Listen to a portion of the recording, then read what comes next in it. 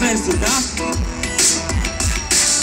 Ce frumos era odată vara la o înghețată. Frigul iernii nu conta când de mână mă ținea. Toamnă frunzele cădeau ușor pe geam.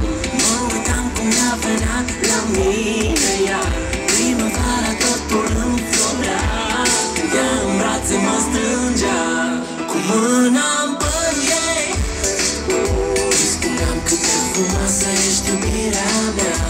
Și doar în ochii ei puteam să văd lumina ce mă încălzea.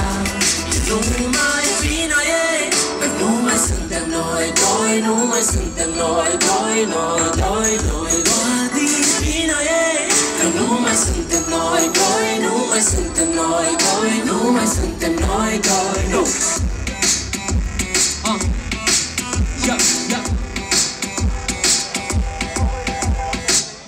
Dimineața o sunam,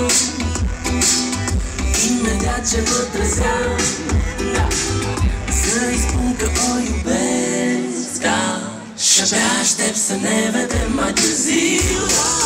Seara înainte să adorm, o sunam să-i spun că mi-e de dor. Vocea ei copilăroasă, dar ea nu era acasă. Cu mâna în părul ei îi spuneam cât de frumoasă ești iubirea mea.